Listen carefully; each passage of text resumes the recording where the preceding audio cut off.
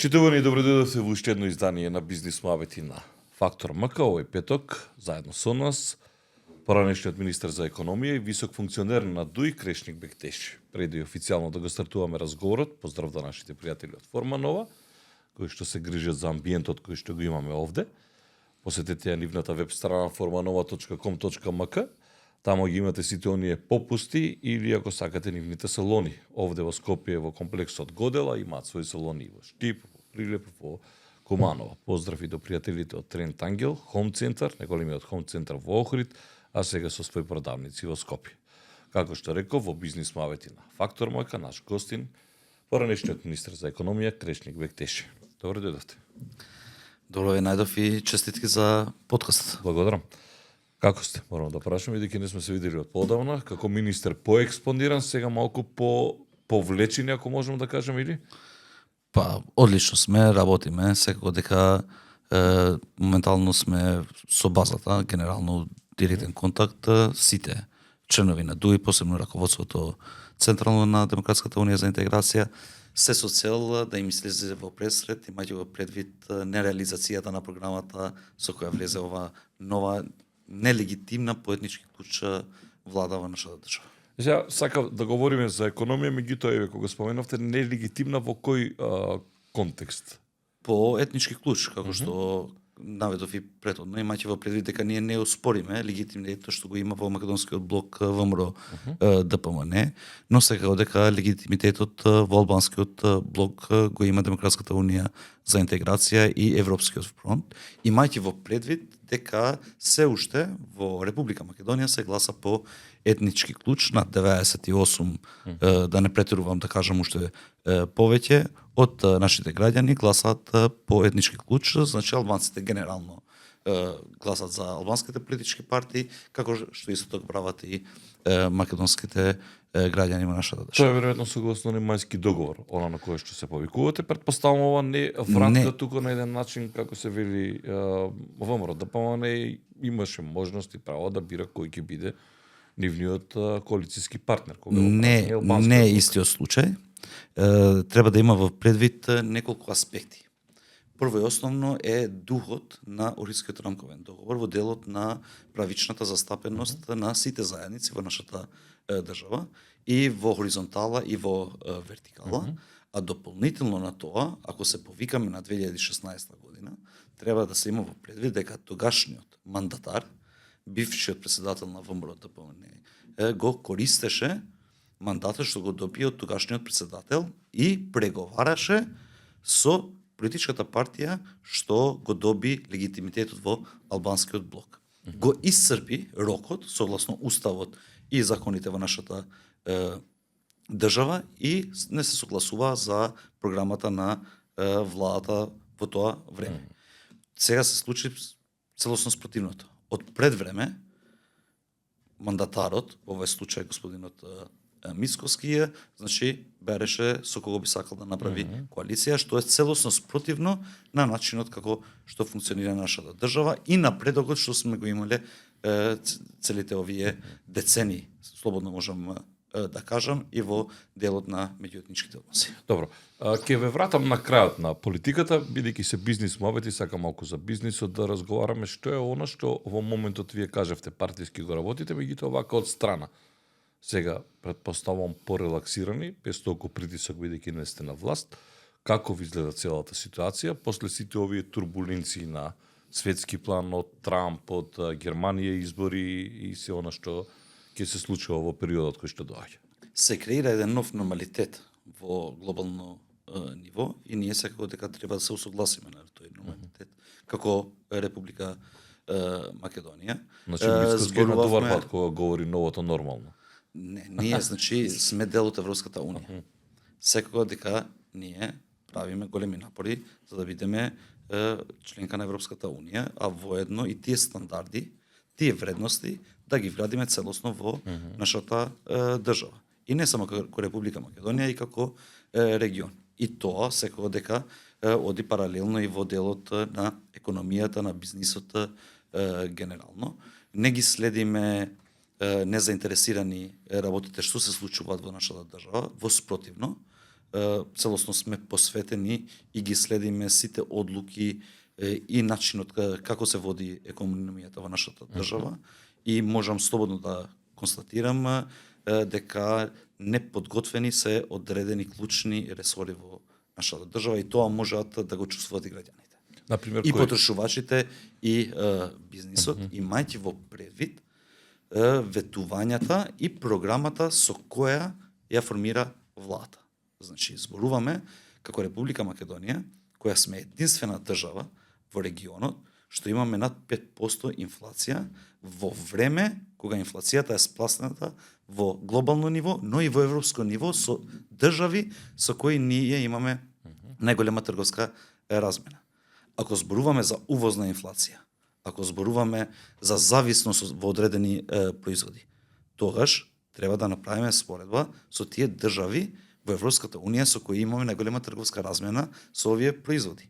Таму во континуитет имаме намалување на инфлацијата, а се случува спротивното во нашата држава, а владата нема никаков план, за жал, одредени ресори немат никаков си план, се со цел да се справуваат со овој феномен што ни се случува и што оди врз грбот на нашите граѓани, нашите потрошувачи и го загрозува нивиот животен стандард.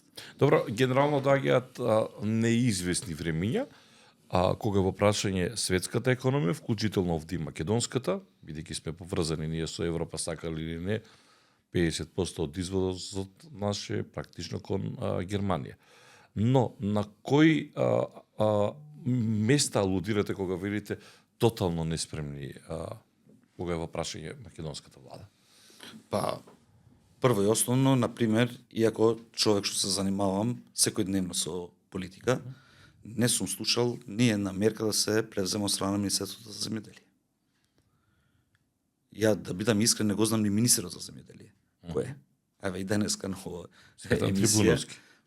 Нека е Трипуновски, најверојатно, но јавноста не верувам дека го знае. Нели зборувавме? Беше и дополнителен заменик министер. Нели зборувавме, па и кога бил дополнителен заменик министер, мислам дека не дошол на владини седници, повеќе се занимавал за интересите на одредена политичка партија. Ветувањата беа дека ќе започне да се направи ревизија на начинот како ние ја подржуваме земјоделието. Иако средствата во делот на субвенционирање на земјоделието како гранка во економијата, во континуитет растеа во нашата држава, зависноста во делот на храната на нашите граѓани и на нашата држава секогаш се зголемуваше. Што значи дека тука нешто не оди. И да субвенционираш домашно производство во континуитет со поголеми средства, а воедно да ти се зголеми зависноста, тука нешто не штима. Што треба да се разговара многу сериозно и да се направат анализи каде е проблемот и како се дават тие субвенции во делот на земјоделието. Се со цел да имаме по-ефтина храна првично за нашите потрошувачи, за нашите граѓани. Не гледам некоја анализа направена во делот на увозните производи кои влегуваат во нашата држава. Кои се тие производи што влегуваат без царини? Кои се тие производи што се со 0, со 5%, со 10, со 18% ДДВ? Дали има одредени квоти од кои држави сме зависени за одредени производи? Ние, значи, се справувавме со најголемите кризи во последните децении и во време на пандемија и во време на енергетска криза. Зборува за целосна независност во делот на енергетиката. Имаме зголемување на цената на електрична енергија за микро и малите компании од над 65%, што влијае во делот на нивното работење и во делот на нивните оперативни трошоци во креирањето на цените за нивниот финален производ што би сакале да го извадат во пазар. Затоа овие времени мерки ги представуваат пред граѓаните каков си вид акции што се новогодишни или пак кога има некои си празници, а не како влада да излезе сериозно и освен времените мерки, краткорочни, да им презентират на граѓаните некој си долгорочен план на начинот како ние би се справиле и целосно ќе бидеме не само конкурентни, но ќе имаме што подобри цени за нашите граѓани. Добро, па не гледам и дека некој нешто се жали кога ги споменувате микрофирмите, фирмите на кои што им е зголемена цената на струјата. Ако ги прашате ВМРО ДПМН, тие ќе ви кажат дека претходната владеачка гарнитура, мислеки на СДСМ и ДУИ, покрале све, па ние сега кубуриме со буџетот да го правиме таков каков што е, односно немаме пари. Претпоставам сте ги слушали. Ја мислам дека е спротивното, пошто имаше пред неколку недели изјава на министерката Кочовска, каде што јавно кажа дека во буџетот е целосно ликвиден, нема никаков проблем во делот на реализација на обврските што се преземени од страна на институциите, а воедно и тоа што треба да го платат граѓаните. Ако го гледаш буџетот изгласан во собранието на нашата држава, речиси во секоја ставка во делот на приходите се зголемени со 10-15%. Замисли, ДДВ-то е предвидена со зголемување од 10,5%. Акцизите над 18%. Царините исто над 18%. Што значи кога ти предвидуваш или проектираш зголемување на ДДВ-то? Или треба да имаш големо зголемување на платите, за граѓаните да бидат поттикнати да трошат што повеќе, пошто ДДВ-то кај нас го плаќаат крајните потрошувачи. И тоа секој граѓанин го знае. Или требат моите приходи во семејството да бидат зголемени за ја да трошам повеќе во нашата држава, за да плаќам што повеќе ДДВ, или пак треба да се зголемат цените на одредени производи, што повеќе процентуално ги трошам како семејство, за да може да се зголеми ДДВ-то. Ако ја гледаме методологијата, анализата од страна на синдикатот на нашата држава, околу 36% од семејните трошоци месечни на 4 члено семејство се за храна и за пијалуци. Што значи дека над 35% од приходите од ворс основа на ДДВ доаѓаат од ова категорија на производи. И сега, ако имаме зголемување на цени, а свесни се како Министерство за финансии и одредени други институции, дека ќе има зголемување на ДДВ-то врз основа на зголемување на цените, тогаш ќе гледаме како граѓани дека овие сакаат да го наполнат буџетот за да реализираат други одредени работи или пак тие средства да ги користат само за изборите престони кои се локални. Второ, ако има зголемување на електричната енергија, на нафтените деривати, тоа исто значи е зголемување на во делот на ДДВ-то и врз основа на цена и врз основа на кумулативно како акцизата, претпоставам, кога е нафтата во прашање. Нафтата кога е во прашање, секако дека е зголемувањето и на акцизата, а не само нафтата, и цигарите влегуваат тука и други производи кои се акцизни.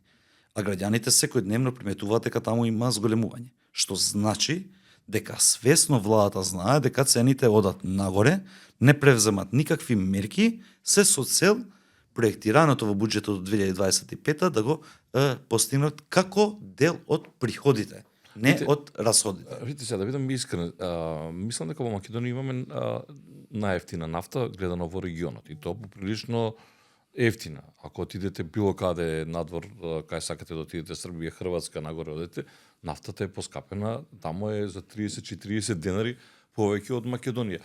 Ако ги прашате во ВМРО ДПМН, тие ќе ви кажат, па видите, ние ве ги намаливме, односно ги замрзнавме дел од цените. Па дури обвинија за картелско работење на голем дел од супермаркетите. Во делот на справувањето и тоа што го прави ВМРО ДПМН ова влада, иако тука не е виновна само ВМРО ДПМН, заради тоа што одредени ресори ги раководат моментално и од коалицијата вреди. И тоа што го прави е само копи-пейст на тоа што ја правеше претходната влада. Но ние бевме многу транспарентни према јавноста. Ние кажувавме дека овие се времени мерки и граѓаните можат ефектот да го чувствуваат во наредните 2 месеци, 3 месеци или пак слично.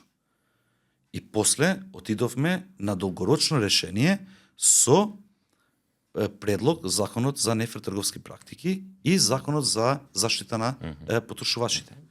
со кој воспоставивме ред во делот на односите меѓу производителите, добавувачите и трговците на мало и трговците на големо, а секако дека ги заштитивме и потрошувачите со ново законско решение.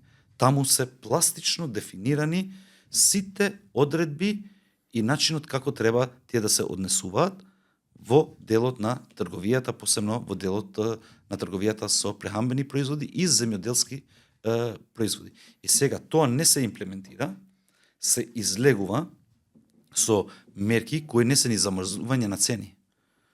Мерките се замрзнување на бруто маржи, што е голема разлика од замрзнување на целосно на одредена цена на одреден производ. Што значи тоа? Дека ако ова чаша влезна цена во нашата држава му е 100 денари, значи на ова му се става дополнително 10% и накрај ќе биде 110 денари за крајниот потрошувач. Но ако ова чаша се пријавува во царина при влез во нашата држава со 200 денари, тогаш веднаш се прифаќа таа цена плюс дополнителни 10%. А најголемата грешка што е направена со овие одлуки е заради тоа што се спротивно на Законот за нефер трговски практики. На 2500 прехранбени и земјоделски производи не може да имат маржа поголема од 10%. Овие донеселе одлуки за одредени производи и од 15%. Со 15% маржа. Добро, што е спротивно на Законот за нефер трговски практики. практики. Како потрошувач да ви кажам, дека, например, разлика на, карикирам, сок сега е 30 денари. Тоа значи можело и со пониска маржа. Тоа значило дека можеби ова што го прави ова влада е исправно. Што е каде греши според вас тогаш ова влада? Значи вака. Кај нас има методологија која го работи Заводот за статистика. Добро. И тоа е најголемата монстра во делот на прехранбените производи и колку процентуално одредени категории, на 200 категории на производи, што влегуваат во таа методологија. И пондерирањето се прави два пати, еднаш на 2 години. Што значи дека таму е наведено дека 70% од трошоците на одредени граѓани во категорија храна и безалкохолни пијалоци се од сирење, месо или пак слично, или лепи, жита и така. Ако сака влада сериозна да влијае во зачувување на животниот стандард на граѓаните, ќе излезе пред јавноста и ќе каже: еве ја методологијата на Заводот за статистика. Над 5000 граѓани се влезени во оваа методологија еднаш на 2 години. Имајќи во предвид дека мнозинство на нашите граѓани кажале дека 70% од нивните трошоци одат на вода, на месо или пак слично, ние ќе влијаеме во овие производи. Нема да влијаеме во производи каде што потрошувачката не е голема и генерално тие производи се купуваат од страна на граѓани кои имат поголеми приходи и поголеми можности за тоа да можат да го направат. Ве разбрав, на што се сомневате тогаш? Што прави владава со маржите? Кога велите, ние ги замрзнувавме цените. Тие прават практично замрзнување на маржите. И на што се сомневате на оваа влада? И ние не се сомневам ја на ништо на оваа влада, но тоа значи да не направиш ништо. Тоа значи да го држиш само интересот на стопанството. Не и интересот на граѓаните. Па добро, удирање на маржата е на стопанството, значи, не. Значи ние сме пазарна економија. Овие се времени мерки. Овие не можат да бидат долгорочни мерки, пошто после одиш целосно на регулација на одредени сектори на економијата. Но ако сакаш да има стварно влијание, го кажав начинот како ние го правивме претhodно и како го прават сите држави сериозни. Еве да го земеме пример Хрватска. Добре. Во Хрватска се излегува со листа на производи се објаснува зошто овие производи се опфатени во одредена Па мислам дека и овие одлука, излегува со производи, така? но овие немат анализа Цреши, и јагоди, причина и добро, образложение зошто ги ставиле првично тие производи. Овие најверојатно што направиле? Па не, од овие култура дека ги ставале. не, овие знаеш што направиле? И за ова сум убеден. Овие добиле листа од одредени стопански комори и таа листа само ја пресликале во одлука на владата. Но дали преку таа листа ќе им се помогне на мнозинството на нашите граѓани или пак ќе биде тоа еден мал процент од потрошувачката кој генерално во трговија се користи од семејства, домаќинства, граѓани кои имат подобри приходи во нивните семејства. Вие мислите нема да има подобрување за граѓаните? Јас сум убеден дека тоа нема да го има и тоа го докажуваат самите бројки што ги објавуваат нашите институции. Сме единствената држава каде што имаше вакви исти мерки, каде во декември и во јануари имавме над 5% зголемување на цените, ако ги споредиме со претходната година, каде што во нашите соседни држави немаше ни 2% зголемување за истата категорија во делот на инфлација. Замислите, едно Косово, која речиси двојно или повеќе од двојно, повеќе зависна во делот на храната од нашата држава, има инфлација од 1,1%, ние имаме инфлација над 5%. Во ваше време колку беше? Значи, секогаш сме Ќе имале... ви кажат, во ваше време беше 18%. Па, не е тоа, не може тоа да се спореди така. Прво и основно, зборуваме за инфлација само за храна и безалкохолни пијалаци. Не зборуваме за вкупната инфлација која е околу 4,7 или 4,8% во нашата држава за јануари, 3,7 ако не се лажам во претходната година. Не зборуваме во време кога имаше цени на електрична енергија од 700-800 евра по мегават час.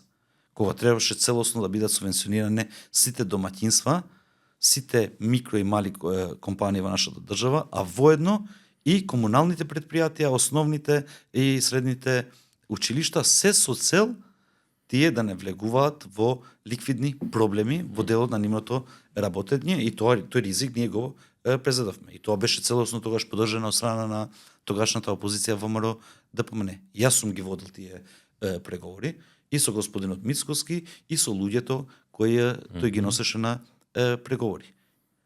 Дали го имале интересот само за нивните општини, се со цел да може да реализираат проекти, тоа не ме интересираше, мене ме интересираше вкупната слика на државата, се со цел да имаме функционални општини, функционални предпријатија и секако дека да не биде во нивен товар, имајќи во предвид дека после тие пари треба да ги враќаат, а накрај ги враќаме ние како граѓани на нашата држава. Добро, и како е цените сега македонската економија? Моментално не гледам никаков напредок од тоа што беше пред една година и во делот на економската активност, генерално како економија и во делот на одредени сектори. Само е продолжување на тоа што е оставено во средина на реализација или била при крај на реализација од претходната влада, и тоа можам да го кажам конкретно со примери, почнувајќи од странските инвестиции во зоните, тие биле сите најавени и подпишани во наше време. Добро. Овие што прават? Одат, промовираат во Тетово германска инвестиција, му даваат дозвола за работење на фабрика која веќе е изградена и ги вработила сите вработени што им биле потребни, а веќе почнале и со производство. Најавуваат во Кичево инвестиција која е подпишана од бившиот директор господинот Деспотовски, преговарана од моја страна и од страна на господинот Битики. Зборува за зголемување на капацитети во тирзовите во Скопје. Сите тие компании се преговарани од претходната влада. Зборуваат за инвестиции во енергетиката, за ветерни паркови, и јас сум го кажал од денот кога го најавија дека таа инвестиција нема да се реализира во наредните 4-5 години. имајќи ги во предвид процедурите за такви инвестиции. Не гледам дека динамиката е подобрена во делот на измена на одредени процедури или пак олеснување во склоп на собранието. Во делот на дозволи за градба, во делот на планирање, во делот на начинот како треба да ја отуѓуваат земјиштето, начинот како треба да направат пристапни патишта се со цел да ги стават тие ветерници во нашата држава. Тие уште не се во фаза на овластување од страна на владата согласно законот за енергетика, па да почнат со овие процедури неколку од кои ги наведов. И јас се уште многу поброј. Па најавија неколку инвестиции, еве последната е турска, ако не се лажам, и тоа милиарда, мислам дека беше. Турската инвестиција. И тоа е во енергетскиот дел. Е добро што е најавена, таа е преговарана од господинот Байрам Реджепи и од Министерството за економија претhodно. Ако се сеќавате, со објавата на јавниот повик за дистрибутивната мрежа во делот на гасификацијата на нашата држава, каде што имаше две заинтересирани турски компании. Една од тие компании е токму ова. Добро, зашто не ја реализиравте? Не можете Значи, ние не можеме да ги викнеме тие и да им кажуваме без јавни повици, без да поминат процедури или пак слично, да дојдат да ги реализираат. Ние ги оставивме процедурите при крај. Добро. Во тоа време, па ова влада како прави?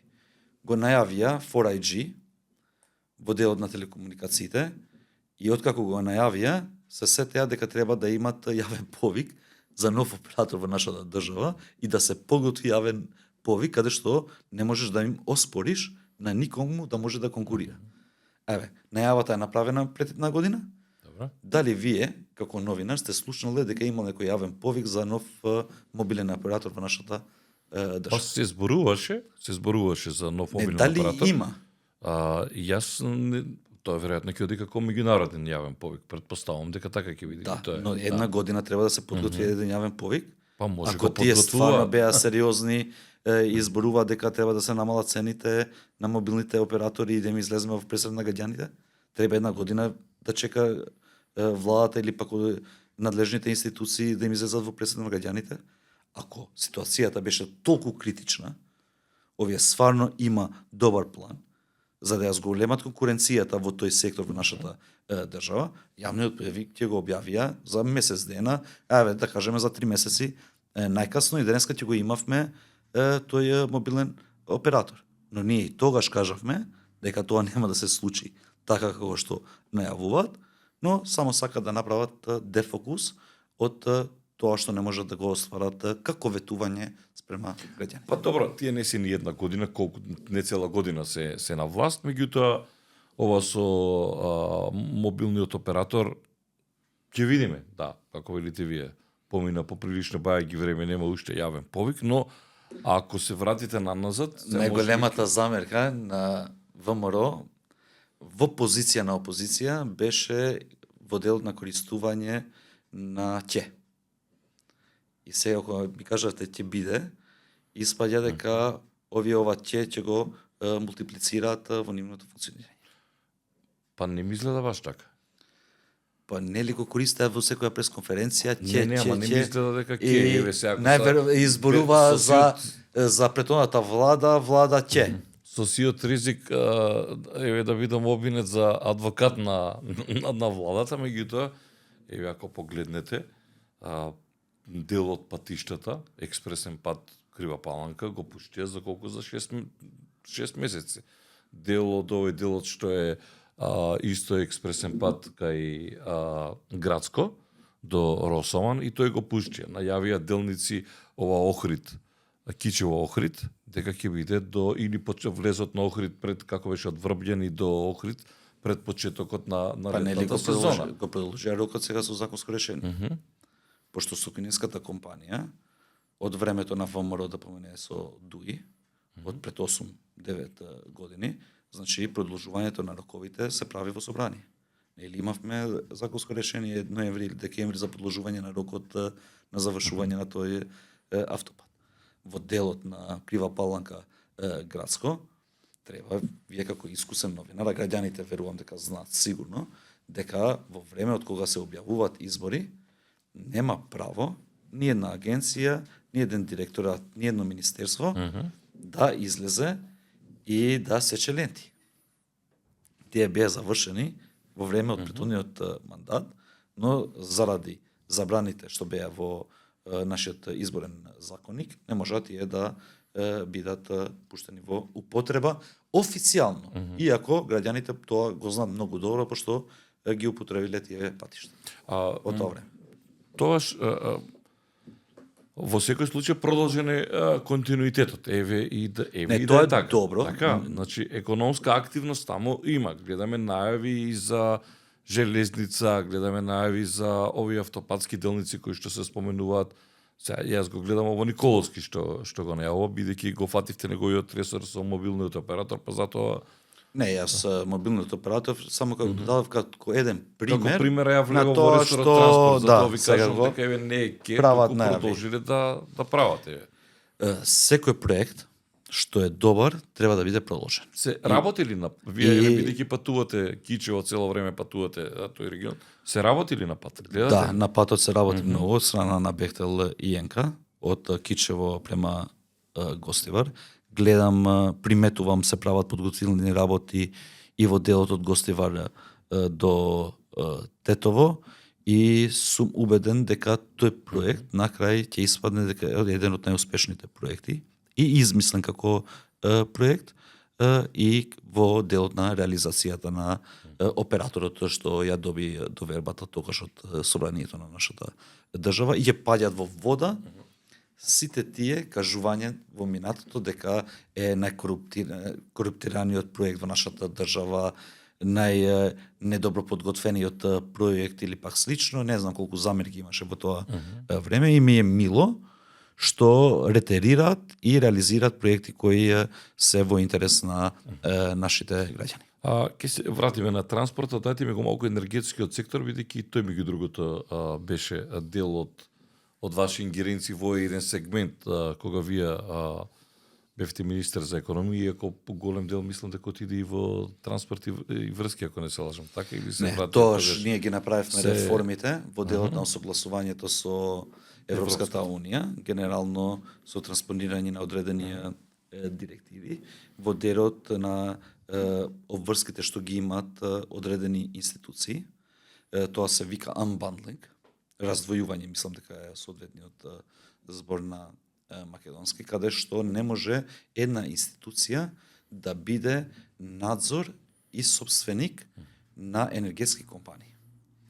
И тогаш ЕСМ го ставивме под капата на владата, НЕР, Номагаз, го ставивме под капата на Министерството за економија, а МЕПСО, како преносен оператор, го ставивме под капата на Министерството за транспорт и врски. Мислам и ден денеска Министерство за енергетика кое што веројатно не. МЕПСО е уште таму, меѓутоа можно е да преиде и во Министерство за енергетика, меѓутоа тоа се нема да направи некоја голема разлика. Ако оди МЕПСО во Министерството за енергетика, тогаш треба Номагаз да оди во друга институција, заради тоа што не може две енергетски компании да бидат под капа на исто министерство. Тоа е директива која ние сме осогласили од Европската унија. Енергетски забележавте поприлично баја ги апропо и ветерните паркови, меѓутоа некако стоиме во ред кога во прашање енергетиката.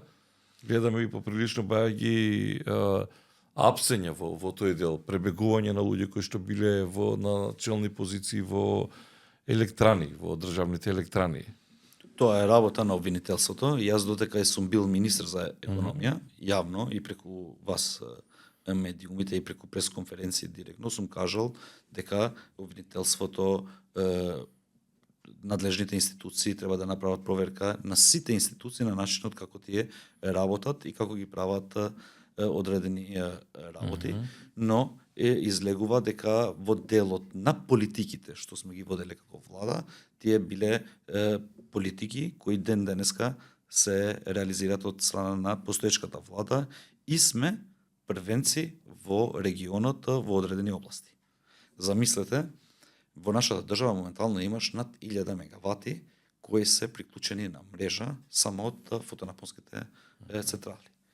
имаш 2 целосно нови ветерни паркови од по 36 мегавати, ако не се лажа. Имаш при почеток изградба на интерконектор со Грција, која ќе направи диверсификација на изворите на снабдување со природен газ во нашата држава и ќе намали зависноста на нашата држава. И овие проекти, мислам дека ова влада, колку што јас приметувам и имам информации, ги продолжува, што е добро за енергетскиот сектор, а секако дека и за бизнисот и за граѓаните во нашата држава. Во делот на работењето на ЕСМ, според мене таму треба целосна трансформација, треба да се работи многу сериозно во делот на гасни централи кои ќе бидат во склоп на ЕСМ, имајќи го предвид инвестициите што моментално ги правиме и зголемувањето на капацитетите за снабдување со природен газ, и имајќи во предвид исто така дека се исцрпени одредени рудници во делот на ископот на јаглен директно од страна на ЕСМ. Го имаш брод Гнеотино, треба да го стават во функција живојно. Јас додека бев министер за економија им ги дадов преку сектора за минерални суровини сите потребни работи, се со цел тоа да функционира. Не знам моментално до каде е постапката и после живојно нашите капацитети ќе бидат речиси целосно исцрпени во делот на на јагленот, што значи дека треба од сега да почнеме да размислуваме за ТЕЦ Неготино, трансформација во целосно на природен газ. Добри се и ветерните паркови. Само треба да се намалат процедурите, да се реализираат побрзо како инвестиции и на таков си начин да не бидеме зависни енергетски како држава. Не како сега, што е намалено производството.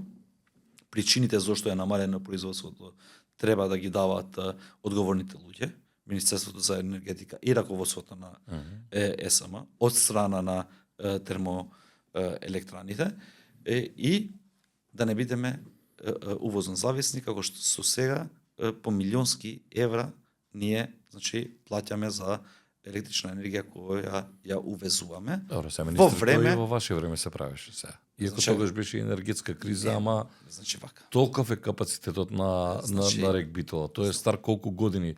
Таа калоричната вредност од брод Гнеотино веќе не е истата. Јас и тогаш сум го кажал и сега го кажувам. Тоа во одредени месеци секако дека мора да се направи. Но ти ако го правиш тоа летоска и не ја чуваш хидропотенцијалот, кој секако дека ќе зависи во намалување на цената на електрична енергија во зима, ние имаме хидропотенцијал кој почнува зима од по 20%. Замислете се, влегуваш во зимска сезона, каде што дупло е поголема потрошувачката од делот на домаќинствата, со хидропотенцијал под 20%. А ова влада е од јуни претходната година. Подобро да купаат електрична енергија, кога цените се по-ниски, и имаше еден план, колку што јас го знам, тогаш ВМРО ДПМН, не знам зошто не почнале да го реализираат, а би било добро да почнат да го реализираат, за рамковно да купават електрична енергија преку така наречените и познати во областа енергетика PPA договори. Добро. Додека имаме ние цел тој потенцијал од соларна енергија, од над 1000 мегавати моментално што е на мрежа. Од март, крај на март, до негде средина на октомври. Преку ден тие може да купат електрична енергија тука кај нас, преку вакви договори и да зачуваат хидропотенцијал и секако да не трошат суровини за производство во термоелектраните.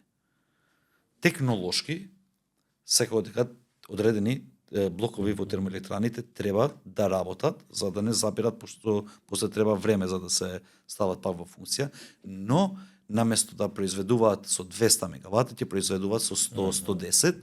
Ова разлика ќе ја купиме со пониска цена, домашно, и нема да плаќаме ни кросбордери, ни маржи за увозници на електрична енергија и снабдувачи на електрична енергија кои се регистрирани во нашата држава, ќе го направиме преку СМ продажба. И на таков си начин ќе работиме уште подоматински, а не само да најдеме образложение и да се жалиме тоа што се случило во минатото. Ако се случило неправилности, има надлежни институции и тие треба да постапат. Како ја сега ова светските текови, Германија, таа е која што идва позитивна нула кога во праша и незината економија, толку време во рецесија. Следите што се случува со Соединетите Американски држави. За дуи важеше она дека е милениче на САД, меѓутоа се сменија ли работите сега откако дојде Трамп на власт? Затоа што... Никако. Не? Не само дуи, но и нашата држава, Соединетите Американски држави ги имаат како стратешки партнер. И нивните одлуки. Тоа и Мицкоски го говори сега. Нивните одлуки. Какви и да се. Ние ги почитуваме, имајќи ја предвид поддршката што ни ја давале низ години и продолжува да ни ја дават како држава. И ги зачувале нашите интереси. И ние нивните одлуки за индивидуалци не ги коментираме, ние само ги почитуваме и секако дека согласно процедурите што тие ги имаат и процедурите што кај нас ги имаме ние, секој треба да одговара врз основа на тие наоди и секако дека треба да ја почитуваме презумцијата на невиност. Да, невиност. Еви да е така. Амбасадорката Агилер се стикаше на крајот од денот со Артан Груби на Бехтел и Јенк. Па мислам дека носеше и маечка, како беше тоа, со коридорите. Не ми текнува. И со амбасадорката Агилер, и со сите вработени во Американската амбасада, Демократската унија за интеграција. И владата на нашата држава, во секој сектор имал одлична соработка. Се чувствувате ли предадено малку?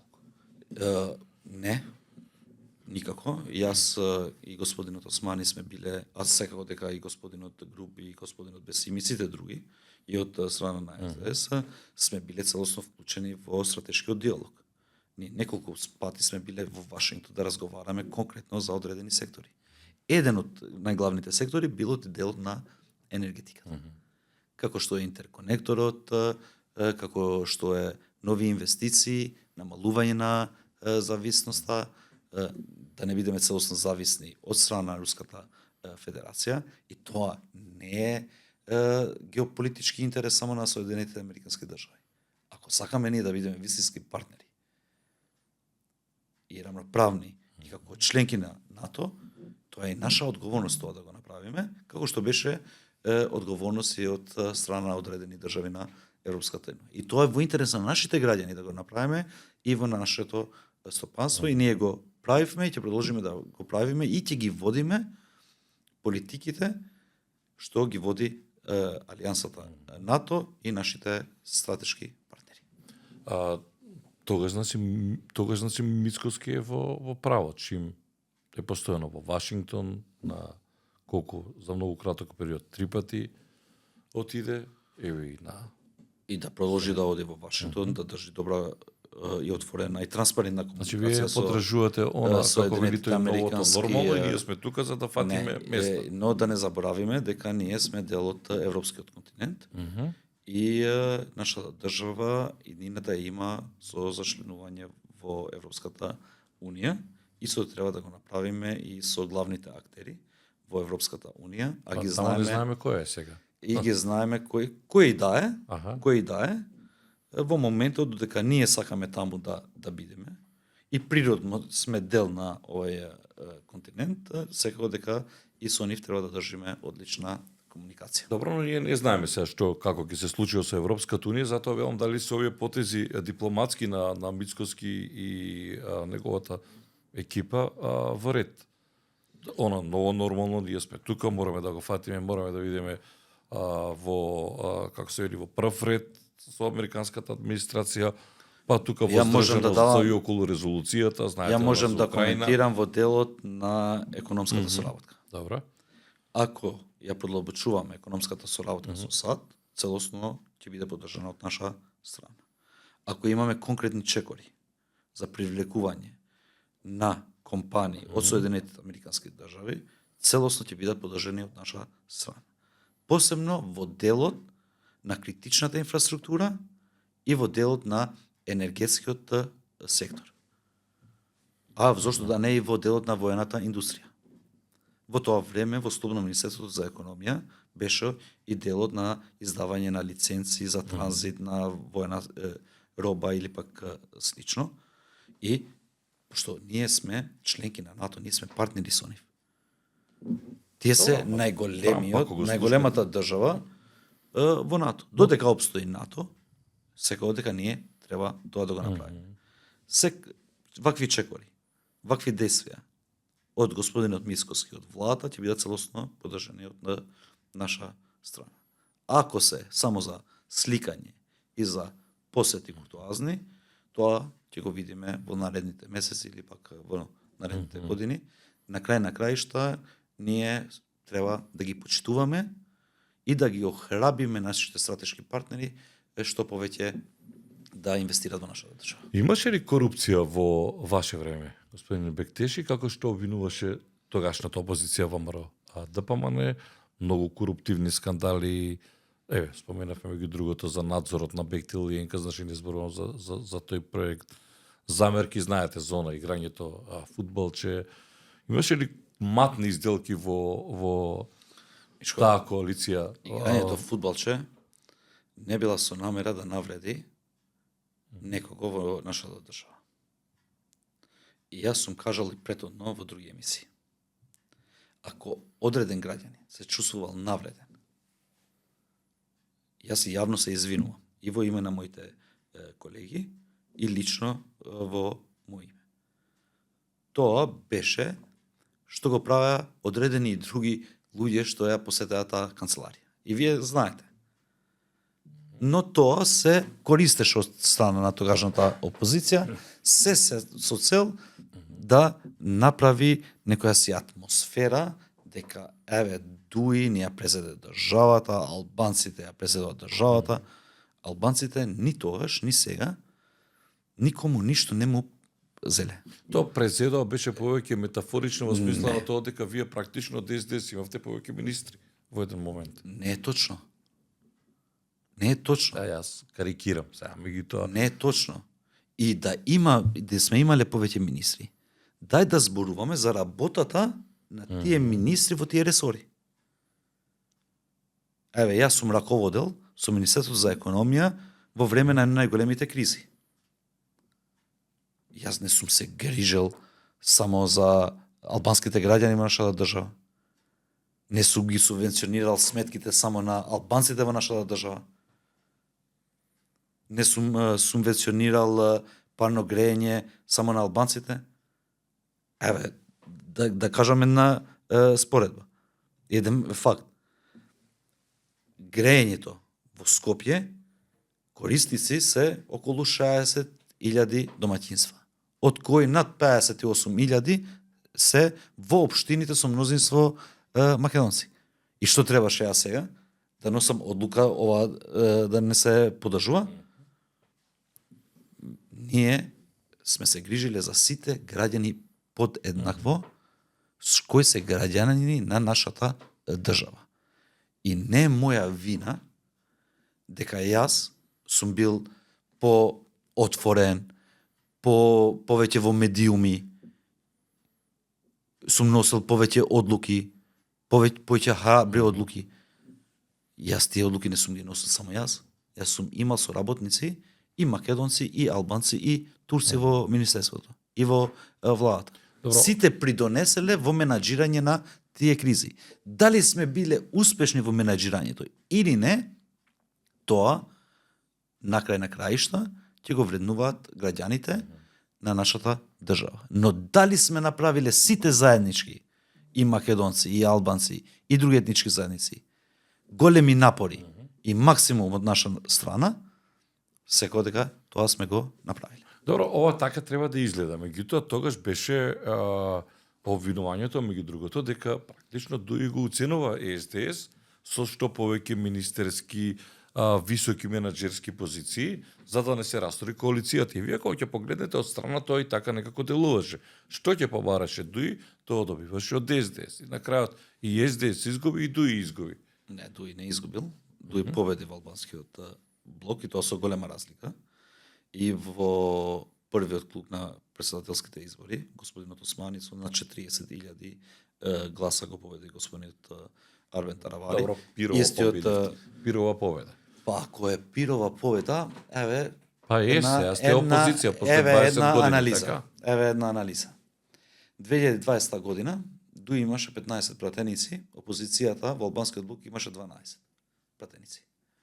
3 пратеници разлика. Сега беше 19 со 13, 6 пратеници разлика. Дали е 3 повеќе од 6? Ние имавме поголема победа од тоа што го имавме во 2020 година. Во делот на министерските места, од 20 и нешто места во владата на Република Македонија, Дуи раководеше со 5. Го оценувавте ли СДС? Никако. Значи, со Министерството за економија, Министерство за политички систем, Министерство за финансии и Министерство за образование. Значи, зошто не се отвара темата во нашето општество, а господинот Арбен Таравали со кого коалиционираше? Со СДС, со вас беше. Со СДС. Да. А зошто и така, нивните места, што ние не сме имали никаква врска, тие преговарале со мандатарот, ги стават на товар на Дуи. Или како уцена дека Дуи најверојатно уцениле. Па не вие преговаравте И веројатно се со Тараварите. Не, Така? не. Кога правевте Господината мнозинството ви... Алијанса за албанците, БЕСА, Алтернатива, преговорите ги правиле со мандатарот. Сите биле со нас во коалиција. Од овие сега што коалиционираат во вреди. Вклучувајќи го и господинот Изет Меджити, кој одредено време беше и координатор на пратеничката група на Дуи во собранието на Република Македонија. Тоа е вистината. И сега да се критикува само Демократската унија за интеграција, мислам дека намерата е друга. Што? Намерата е во тоа што не е во интерес на одредени групации во нашата држава за Дуи да раководи, пошто Дуи не дозволува во нашата држава да има селекција. Дуи, согласно тоа што го ветува во избори, тоа го реализира и во време на владење. Ако одредени групации се навикнале во последните 30 години, па и пред независноста на Република Македонија, да владеат и со институциите, да приватизираат све и се што во нашата држава, и на краишта тоа може да го користат против одредени реформи или пак одредени одлуки, тоа со Дуи не можат да го направат и нема никогаш да го направат. А тоа веќе почна да го приметуваат и граѓаните. Ама чекайте сега. Ја јавно прашувам. Дали повеќе се работеше и подобро беше представувањето на државата од страна на Дуи и експонентите на Дуи, што раководат со институции, или е сега? Нека прават разлика. И во делот на подгответноста, и во делот на капацитетите што ги имаше, и во делот на човечките ресурси и кадрите што ги даваше Дуи. Сами граѓаните не га оценуваат. Чекайте сега, господин Бектежи, не може да се направи таква оцена. Како не може? Затоа што вие 20 години бевте на власт, возможно е да направите таква оцена. Значи вака. На крајот од денот и тој Изет Меджити беше дел од Дуи, кој што сега е дел од нова генерација. И сега вие велите, нас ни замера затоа што ние сакаме ред да воспоставиме, па почнаа да ни замерат многу. Вие бевте 20 години ефективни на власт, Значи како ДУИ, како групација Али Ахмети. Значи вака. ДУИ е политичката партија што повеќе од сите е реформирана. И ако земаш од 2002 до 2006, после опозиција до 2008, од 2008 до 2016 со ВМРО ДПМН, после со СДСМ. ДУИ секогаш во континуитет, иако била на власт, правела реформи. И во делот на делувањето, и во делот на кадрите и кадровските политики што ги водел во нашата држава. И јас сум убеден, и знаејќи ги капацитетите на повеќето од политичките партии, дека ДУИ ги има најподготвените кадри за да водат институции. Добро, зашто изгубивте избори? Моментално не ги изгубивме ние изборите. Тоа беше волја на еден човек. На кој? Не, за одмазда или пак не знам кои му биле причините, пред време да кажува со кого сака да коалиционира. Но тоа не е здраво за кого за говорите државата. Да пофатам, за кој говорите? За волја на еден човек кога велите? Па мислам дека беше директно волја на господинот Мицкоски, Добро. кој во време на кампања излезе и кажа дека ја ќе коалиционирам со Вреди. Дали ќе има тие еден пратеник, двајца пратеници, тројца пратеници, не е важно, јас ќе направам коалиција со нив. Прво и основно, тоа е непочитување на албанците во нашата држава, непочитување на над 137.000 гласачи кои излезеле и гласале за Европскиот фронт во тоа време. Но ние како Демократска унија за интеграција сме државнотворна политичка партија. Имајќи го предвид начинот како мисли господинот Ахмети, колку придонесел за оваа држава господинот Ахмети во последните 20 години, и тоа за крупни одлуки, за важни одлуки во нашата држава, ние сепак сме тука за да придонесеме во државата. И од позиција на опозиција. И со нашите со нашиот кадровски потенцијал и во склоп на собранието, но нема да дозволуваме врз наш грб да ни се преземат одредени права што ги имаме како етничка заедница во нашата држава. Пошто ние сакаме во оваа држава да бидеме сите равноправни и не само во делот на добрите работи што ги имаат граѓаните во наша. И во делот на одговорноста сакаме да бидеме равноправни со сите други етнички заедници, посебно со тие што се мнозинство македонците. Од таа огнена група, само Изет Меджити остана сам да тера и неговата, нормално неговите следбеници да терат. Блерин Беджети мислам дека се врати. Така? Господинот Беджети е координатор на пратеничката група и Изет Меджити веќе не е, мислам, вице-премиер за прв или не знам како е, и министер за екологија. Да. И отворил нова беше политичка. и Муса Џафери Невзат Бејта кога тргна, кој што бара реформа Господинот во самото Бејта ДУИ. не е веќе дел од раководството на ДУИ, господинот Муса Џафери е пратеник од страна на Демократската унија. Имате реален проблем натре во партијата? Не. Артан Грубина сите им бодеше очи? Не, во спротивно. Вие претпоставам повеќе ги знаете моментално- Значи, најмногу бодеше очи Артан Груби. Дека да се исплаши од тоа кој ќе го наследи Ахмети или? Не. Демократската унија за интеграција нема никаков си проблем моментално. Во спротивно. Има како нема. Не Моментално ви тука нема. Артан Груби имате неколку обвиненија за луѓе како. Ве Демократска- нема никаде како што демократската- бевте, најавувавте демо- протести и така натаму. Демократската унија за интеграција е идеологија, мисија. Ако не е Крешник, ќе биде Мишко. Ако не е Мишко, ќе биде другиот. Но како политика,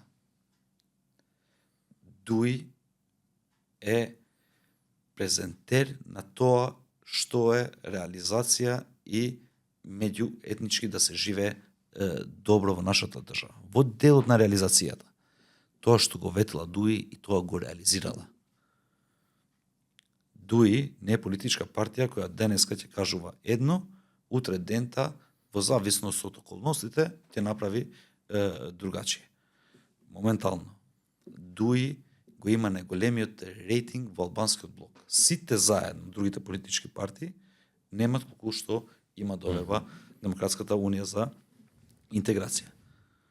И секако дека секој деневно се зголемува Демократската унија за интеграција во делот на поддршката што се дава посебно од страна на албанците. И за тие кои на 8 мај претходната година гласале за коалицијата. Добро, но сте некако многу тивки. Како да сте стишани?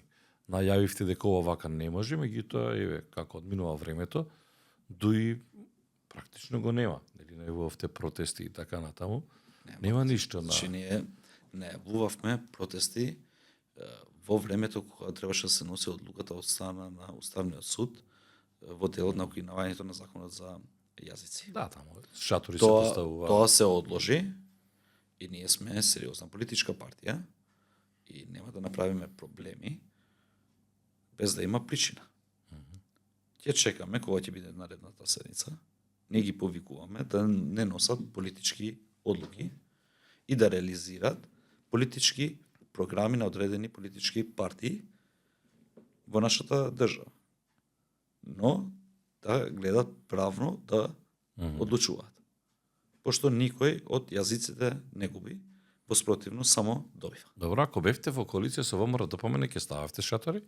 Ако бевте во влада? Секако дека ќе ставиме шатори ако вакви одлуки ќе сакаше да носе одредена институција.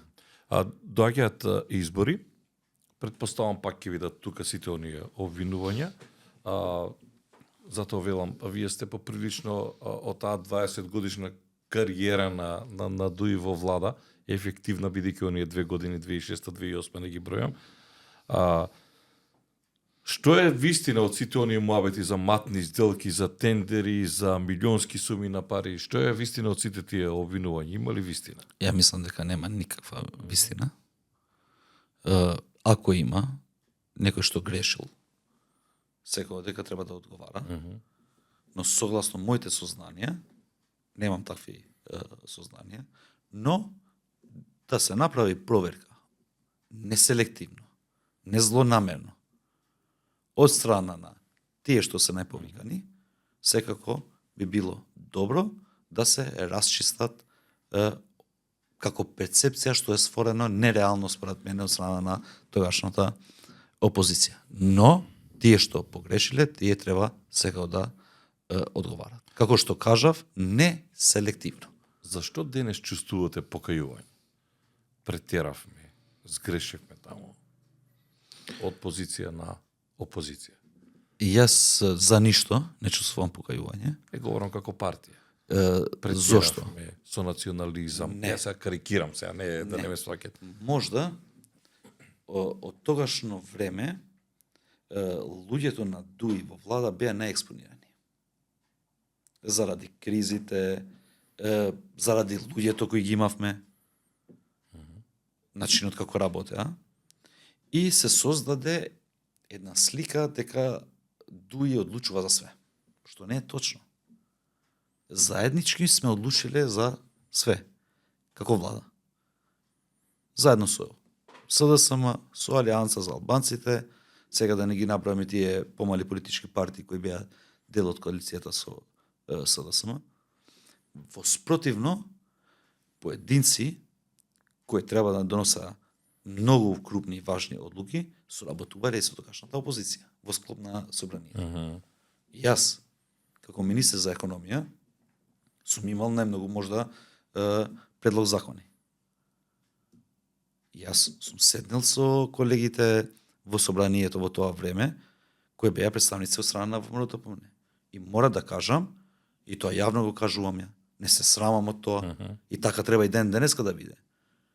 И сме нашле најдоброто решение кое е во интерес на граѓаните. Сум прифатил и нивне предлози.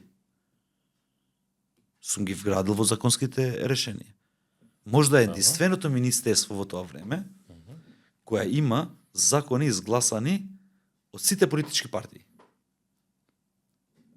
Ги наведов одредени закони во почеток на емисијата. Законот за нефер трговски практики, законот за заштита на потрошувачите, законот за енергетика. Еден куп други закони кои произлегуваат од Министерството за економија во тоа време, проверете во собрание, се изгласани од страна на ВМРО ДПМН во тоа време. И согласно тие законски решенија се работи. Но претhodно јас сум бил во комуникација со одредени поединци нивни, кои биле надлежни секако дека за тој сектор, се со цел да имаме што подобро решение и да биде во интерес на бизнисот и во интерес на нашите граѓани. Ова слика што се креираше тогаш за ДУИ, ја мислам дека веќе е спласнато и граѓаните самите го приметуваат дека дали гледате, затоа што ама и вие ја правевте таа фама. Се знаете какви церемонии правевте кога Талат Џафери стана технички премиер, па тоа се носе луѓе, се плаќаа, барем такви беа информациите од Косово, новинари, па не знам теписи, тоа се прославуваше на големо. Не е точно. Јас ги знам тие новинари. Тие се ваши колеги од регионот. И имајќи го во предвид дека прв пат се случува од други етнички заедници, освен од не е така, од Македонија за стана премиер. И секако дека имаше повеќе интерес од нивна страна. И еве, се случи господинот Џафери стана премиер на Република Македонија. Што му се случи на државата? Ништо. Воспротивно, Ништо изгуби воспротивно, не, воспротивно. Имавме можда најфер спроведување на изборен циклус во нашата држава од независноста на државата. Сите беа задоволни, сите го призна и имавме ден за пример што го дадовме ние како Македонија за другите држави под раководство на господинот Џафери со владата на Република Македонија. Добро, сега малку беа, јас сега ве потсетувам на она, бидејќи вие велите што е тоа. Знаете, тие сега ги возевте тие луѓе како еден имаше дури не знам што плюкал Пали Ахмети, па потоа му се извинуваше тамо на сето, на таа средба во Мала Речица, тие снимки ги објавуваше и Артан Груби постојано. Така што претпоставам може би треба тамо и да се ги барате причините веројатно за вашиот неуспех, не како бројка на победа на избори, туку за тоа што сте денес опозиција. Сега претпоставам Мицкоски во опозиција тогаш отвараше неколку афери, во смисла лотарија, во смисла фокусот го ставија на Артан Груби преку Бехтел и ЕНКА надзорот и така натаму. И еве, Артан Груби заврши на црна листа. Сега не знам, имате комуникација со него или? Јас лично, да бидам многу искрен, немам. А се знае каде или?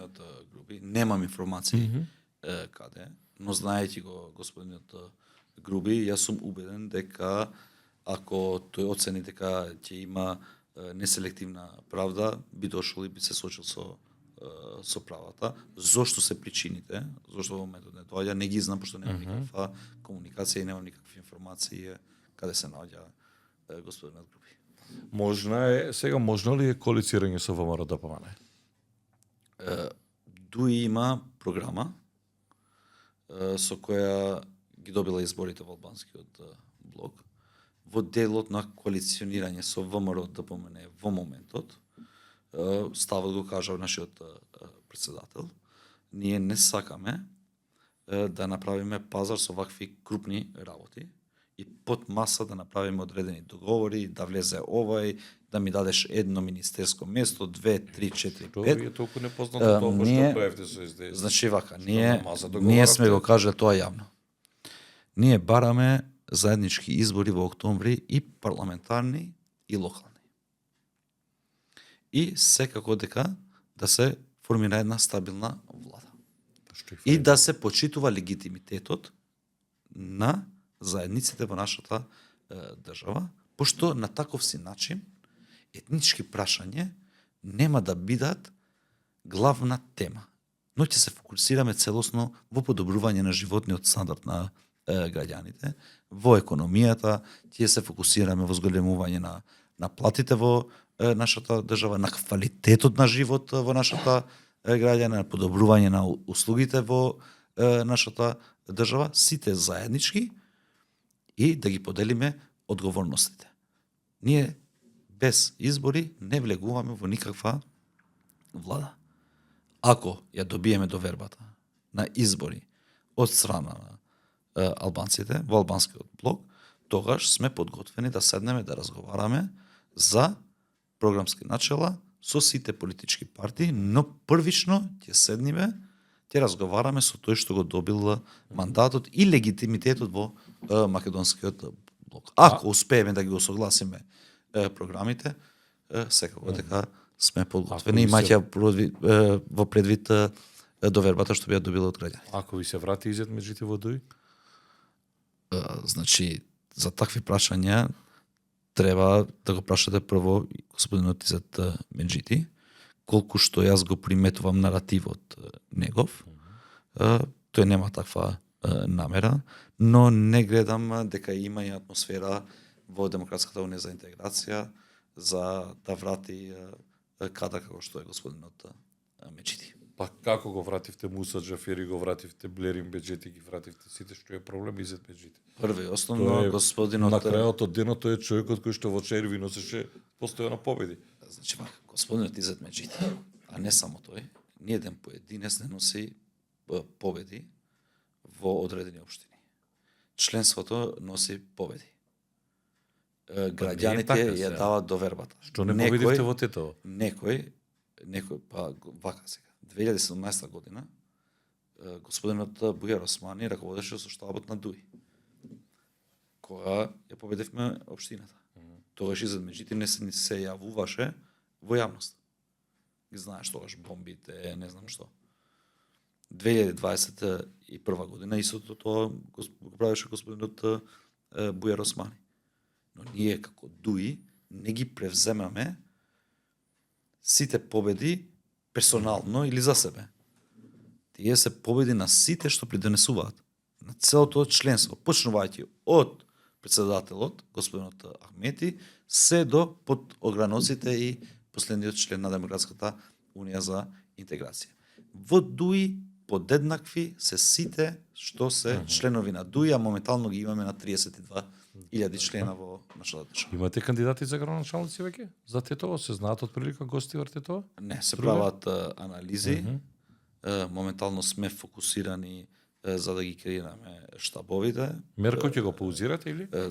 Значи донесовме одлука како председателство на Демократската унија за интеграција и веќе имаме нов председател на огранокот во општина Струга, господинот Фатон Положани, кој е бивш заменик министер за транспорт и врски, млад кадар, одличен кадар, еден од најдобрите активисти кој веќе почнал да дава и резултати во време на избори, од таму од каде што доаѓа, е од еден од најголемите потограноци во склоп на општина Струга и тој сега веќе раководи со огранокот на Дуј во општина Струга. Тој ќе биде кандидат за Струга?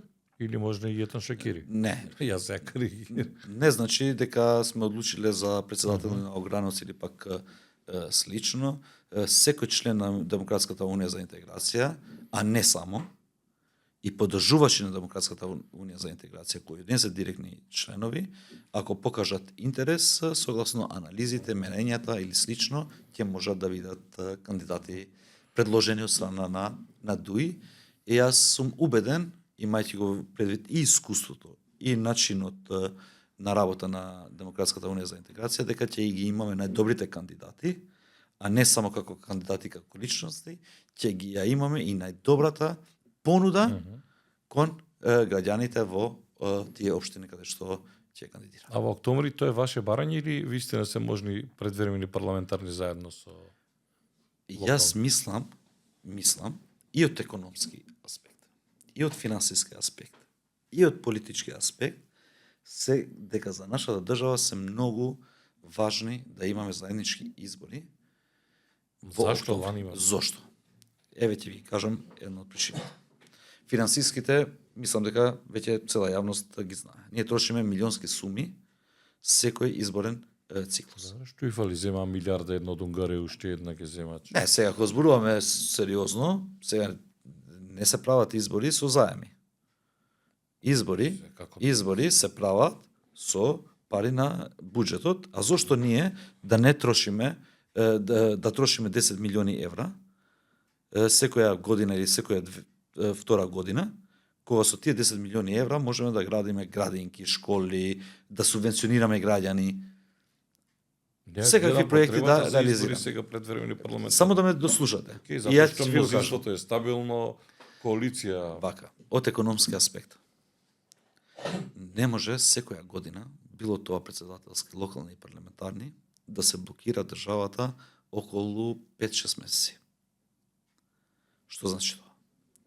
Од денот на објавување дека и одлука носење дека одреден датум се изборите и се носи одлука од страна на ДИК, до денот кога се сертифицираат резултатите, согласно нашите законски одредби, се паузираат повеќето од активностите во нашата држава. Добре, ама парламентарните се за 4 години. Не се за 3. Не се за 4.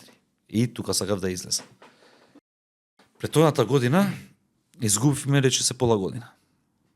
Сега од јуни до крајот на наредна година ќе изгубиме уште пола година. Во делот на економијата. Ако имаме ова година избори, после за 2 години пак треба да имаме парламентарни избори. За 3 години треба претседателски избори, нели? Епа сега, Сега што што- циклусот, што да правиме? Ајде да ги Не. ставиме, да ги истемпираме сите во едно. Зошто? да видат. Значи ви го објаснив финансискиот, еве и го економски. Ако имаме заеднички, наредните избори што ќе бидат, и претседателски, и парламентарни, и локални, сите ќе бидат заедно. И нема ни една влада, Значи, вие сакате да ја заштедите Македонија не, економски. нема ни една влада да калкулира, ни една политичка партија во фул мандат, кога меѓувреме нема избори, во интерес на политичката партија од каде што доаѓа. Како би направиле ние крупни чекори напред, ако после локалните избори за година и пол, 2 имаме парламентарни избори. Груевски на секоја со Груевски, на Не. секоја година ги правевте избори. Па затоа затоа од одличен предлог од 2008 година за договорот со Грција се воведовме во ситуација да направиме поголеми отстапки како држава. И изгубивме колку години? На 10 години. Епа сега ни требат уште 10-15 години. Не знам сега што ќе се да случува. изгубиме. Затоа што гледам. Затоа треба стабилност и тие што ќе го добијат довербата на граѓаните да ги носат овие крупни одлуки во интерес на граѓаните. Ахмети останува претседател на ДУИ или размислува за пензионирање? Секако дека останува, тоа неспорно ја има најголемата доверба, само се зголемува довербата кон господинот Ахмети, нема изгубено ни едни избори од кога постои Демократската унија за интеграција и тој се чувствува кај албанците секако, но мислам и како и во Македонија, како еден од неспорните лидери во нашата држава. Се чувствувате како партија која што и пресуди на СДС? Виновна? Не, јас сум имал одлична соработка со повеќето од кадрите на СДСМ. Такво чувство јас лично немам. Гледам сега ја менуваат реториката. Тоа сакам да прашам. Ова раководство од последно, Венко Филипче менува. Мислам дека тоа нема ништо да им помогне, пошто граѓаните знаат да ја направат разликата.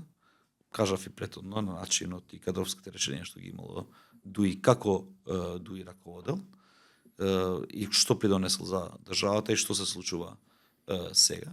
Таа перцепција веќе не постои според мене во нашето општество и добро е да не постои и сите заеднички да придонесеме и да се посветиме што повеќе во делот на подобрување на животниот стандард. Добро. Трамп, Вклучувајќи го и СДС. апсолутно. Трамп него за крај, како гледате на сите оние случувања, на се она како указ што е подпишено со тој негов маркер. Во делот на економијата, Се уште зборувам за нема Македонија. нешто. Подобро е Трамп да се оди оваа приказна, бидејќи Европа уште е шантрава, апропо Украина или Ние сме мала држава. Кажав и претhodно, ние сме дел од Европа и како мала држава ние не треба ни да поддржуваме одредена администрација или да не поддржуваме. Ние треба да ги поддржуваме Соединетите Американски држави. Тие одлучуваат сами за себе која ќе ги води нив.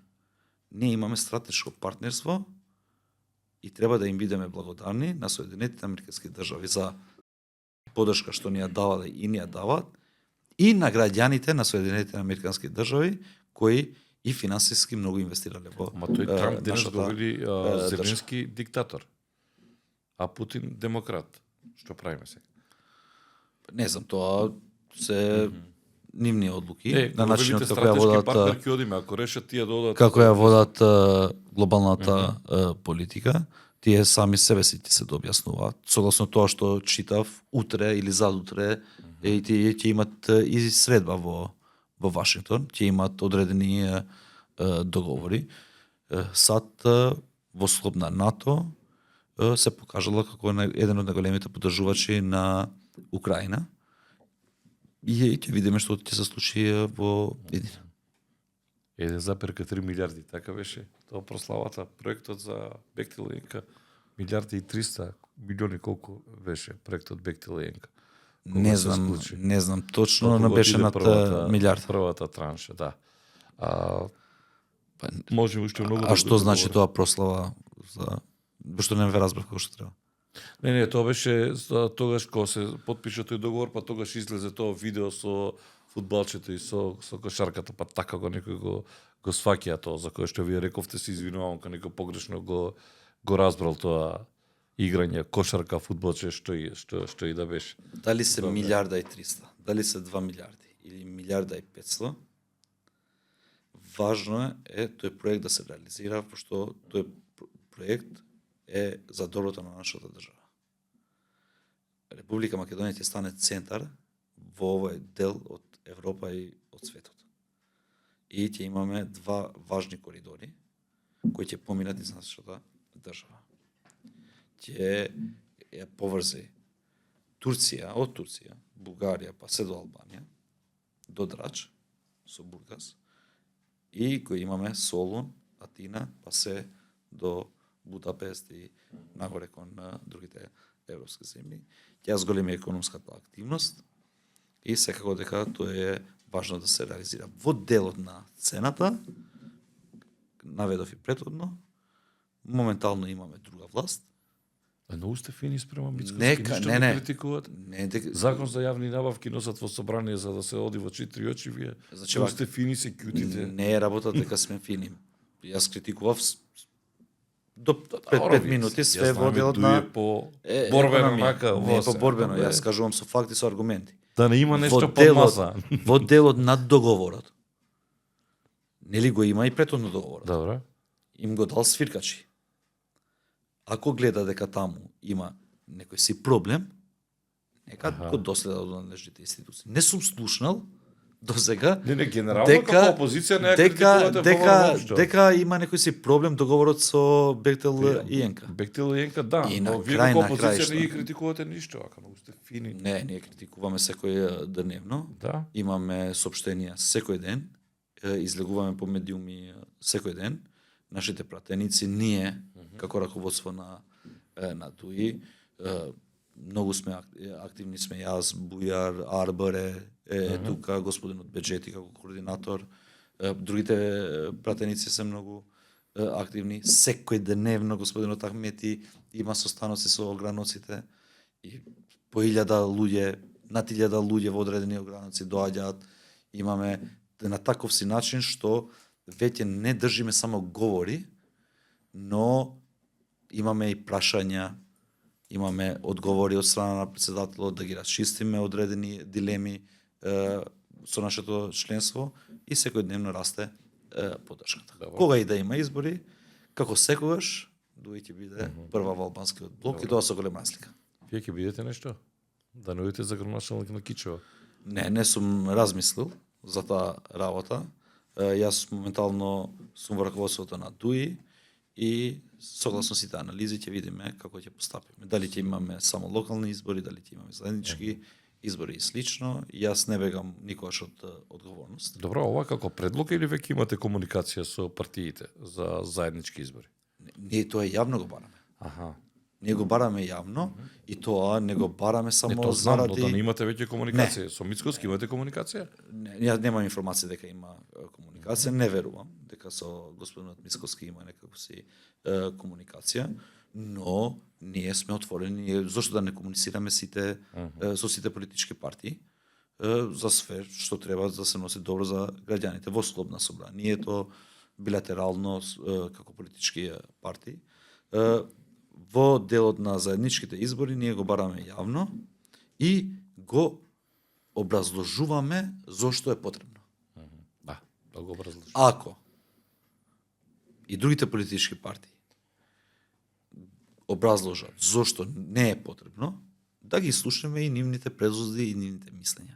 И јас сум убеден дека нашите предлози, нашите анализи се подобри за нашата држава, отколку тоа дека имаме мнозинство од, не знам, 70-72 пратеници. Некогаш можеш да имаш и 120 пратеници, Мишко, но да не реализираш ништо во државата. Да не одиш напред ни еден чекор. Затоа е важно да се носат крупни одлуки со целосен легитимитет од сите страни и да имаме период каде што меѓу парламентарни избори нема да има други избори, каде што сме навикнати и како балканци, генерално повеќе да го зачуваме интересот на политичката партија, да не губиме одредени гласови. А кај нас тоа трае со години, не со месеци, за жал. Благодарам што бевте во Бизнис Мавити. Беше задоволство. Поранешниот министер за економија, сегашен висок функционер во ДУИ, Крешник Бектеши, во Бизнис Мавити на Фактор МК. Вам почитувани ви благодарам што не гледавте. Благодарности до нашите пријатели Форма Нова и Трент Ангел. Ви закажувам нова средба за 7 дена. Довидување.